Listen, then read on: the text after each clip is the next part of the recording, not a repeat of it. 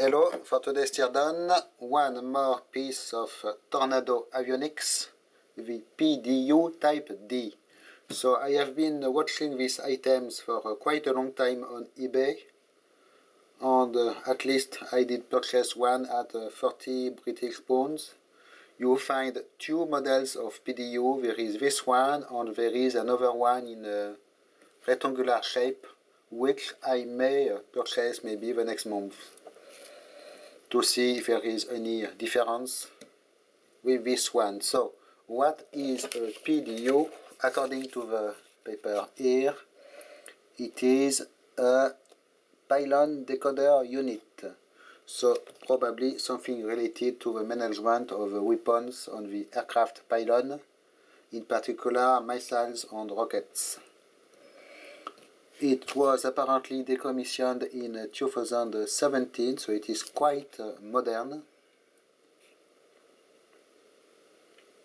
And this one is unserviceable because of files test 5115 CSB return word data failure. It is very interesting as information, very useful. And it was obviously never reinstalled. So we have a quite heavy box with this particular shape. Here an integrated heatsink for power devices, probably power transistors, but we will find out. Little access panel here, and on each side one big access panel. This one had a plastic pouch glued on it, and really it is a pain to unglue. It was the carrying this document, and I did try to clean it, but it is quite difficult. I will try with some heat to see if it goes away or not. So here we have the attachment points of the device and the connectors. So connectors A and B seem similar but not in the same arrangement. C is not in order. E and D and F. Okay. We have what else? The tags here. So made by Marconi Avionics. Serial number 124, so it is quite a small serial number, and you can see also it is handwritten. No modification, and apparently repaired or checked in 2008. Okay, now I will pop open the cover and we will discover what we have in here.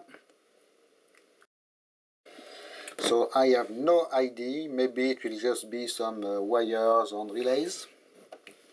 Maybe we will have wonderful electronics. It will be very interesting to find out. So we have these screws, which are not quick release screws, but just a few turns and captive screws.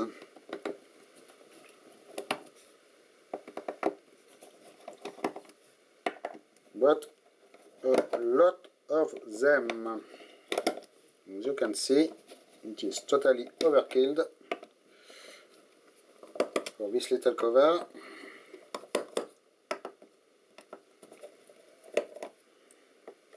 So I am very curious to discover the contents.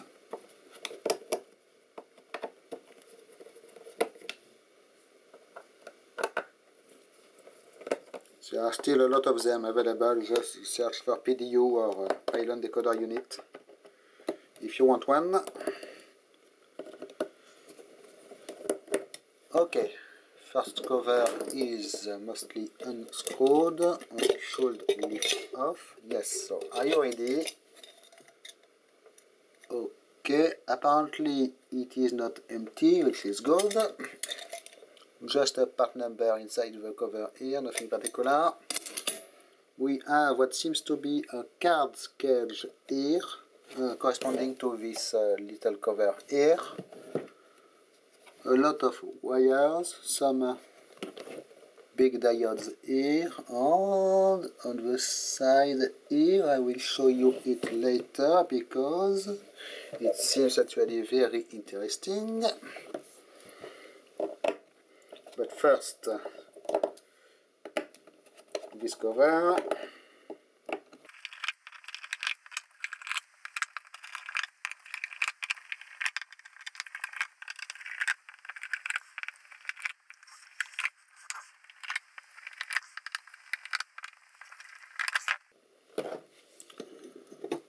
Okay, so it is not strictly necessary, but we will have better access, and in particular to the devices here because it is more widely opened, and we see more stuff. Very nice cable looms, by the way, but I will zoom on it later. It looks like the two circuit boards here are very similar. I am not sure of how many circuit boards we will have between them. So let me undo this cover also.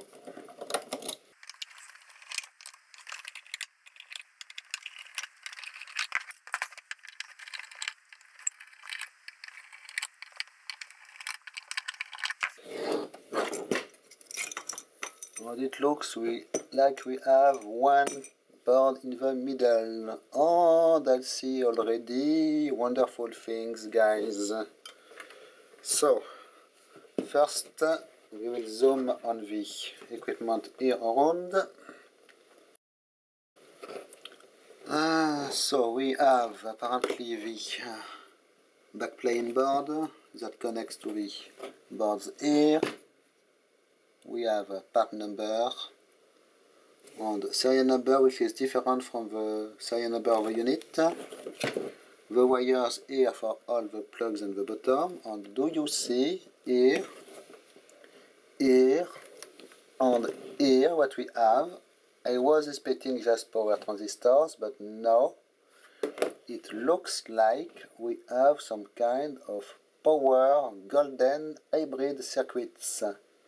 This one carrying information about the presence of beryllium oxide, one more time. And so I'm not sure if they are all the same numbers. No, not all the same. So these two ones here will be totally impossible to reach, obviously. There is one also not possible to reach. I guess the easier one might be this one here. So they are branded Lucas and seems to be a heavy gold plated device. So I will try to unscrew it. Apparently we have 4 small screws here which are not tight, by the way, and it should allow me to remove the device a little bit and have a better look at it. By the way, it will be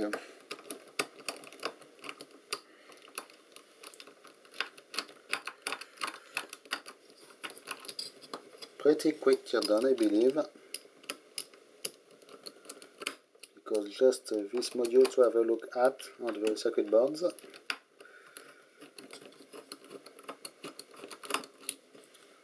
Okay, since it is free, will I be able to extract it a little bit? Yes. So we have, yes, a very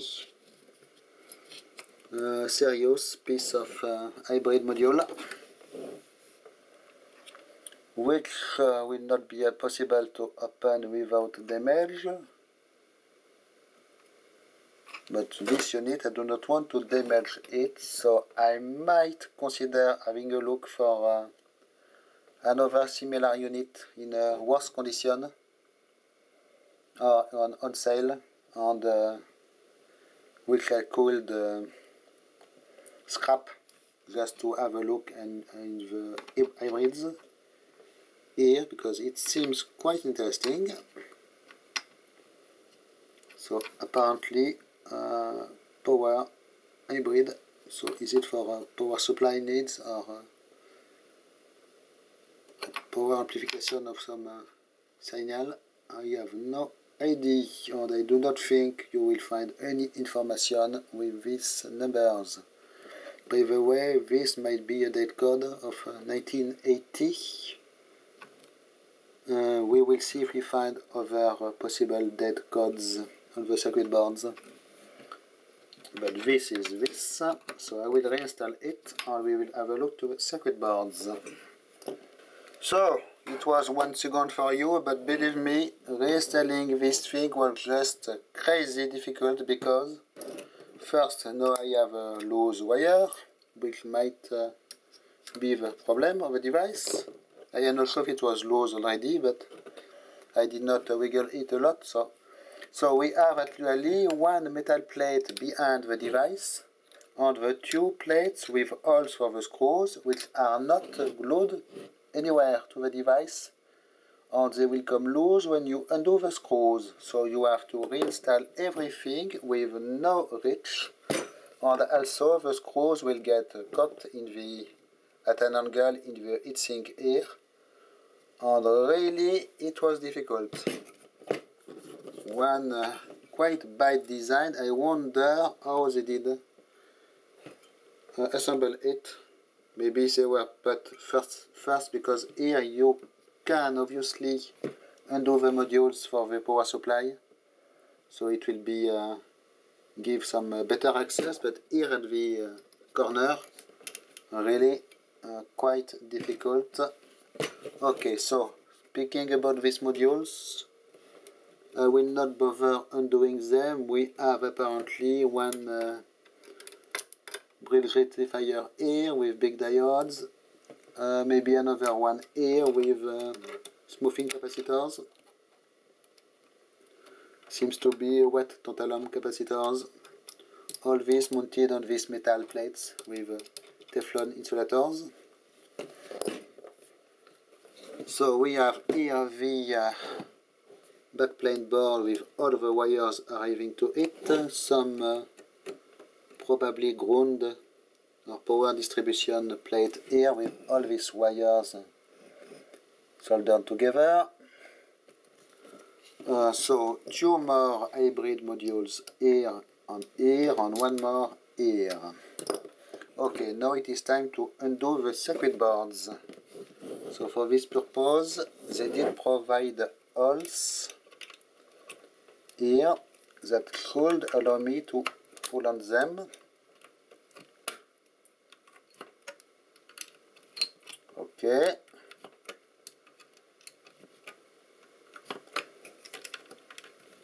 And actually,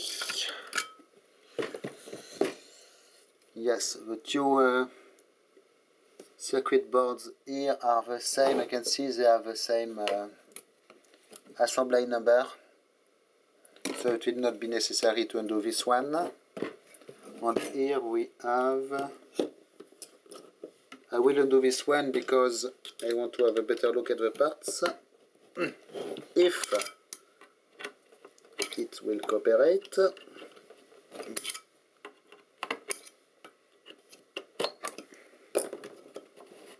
Okay, so we will start with, so you did already see it, so let's start with this one. As you can see, pretty insane. That might be a nice thumbnail for my video, because really nice board with, as you can see, ceramic and gold integrated circuits, a lot of them. This one has an integral gold cap. Completely obscure numbers here. I do not believe we will get any information online about them. Oh, I was speaking about date codes. I see 1986 here and here. We have probably op-amps are around integrated circuits here. Resistor networks here are very nice quality. We board on serial number, but so about the brands we have RCA, we have National Semiconductor, I believe, not sure, HP, not expected, and we have this HML and ME, no idea. We have here what seems to be a crystal oscillator, but the most interesting parts here with its own serial number, what seems to be a little toroidal transformer. This I do not know, and you can see we have what seems to be an added bus bar. Here there is a metal plate riveted, which is actually making tracks. Interesting. But the most interesting will be these three things. Yes, more hybrid modules. This one is integrally made of gold. This one just the cover, and this one is steel color, but still really interesting. Almost the same number here, 00033, 0034 and 00065. Brand seems to be MEDL, MEDL. Really obscure parts. So I have no idea if it is a microprocessor kind of thing or not.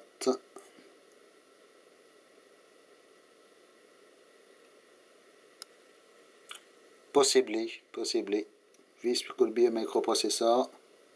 This should be some kind of ROM or I/O interface. Maybe we have one of these is RAM, or maybe it is something completely different, but I do not think I will find any information online because it is probably missile management electronics, so not a lot of information available.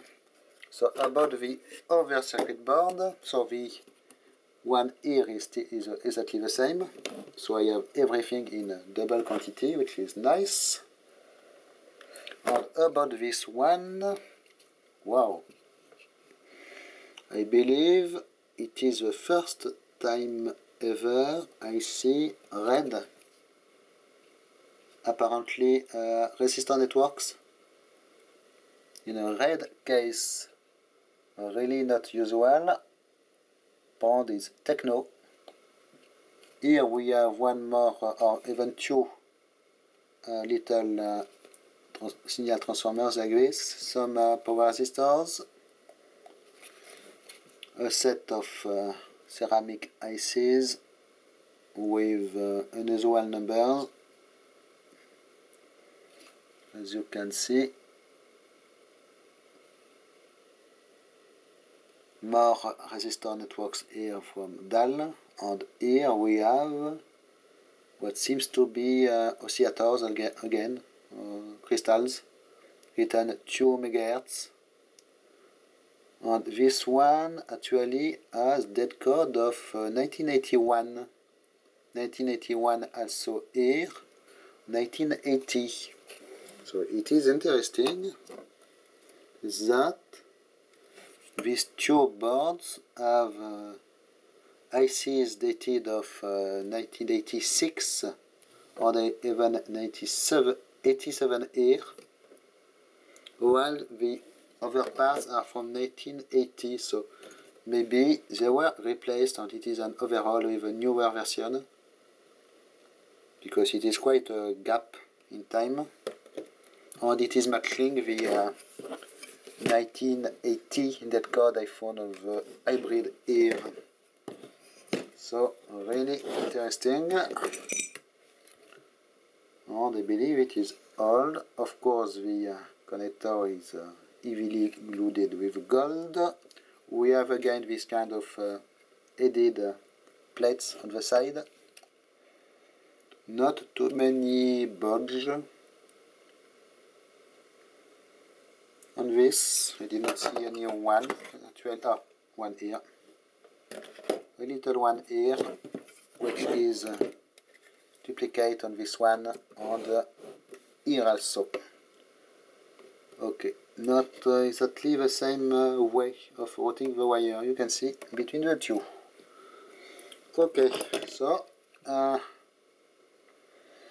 really a nice surprise about the gold ceramic ICs and the gold hybrids in this thing, so I am quite happy with it. I would love to be able to open the hybrids,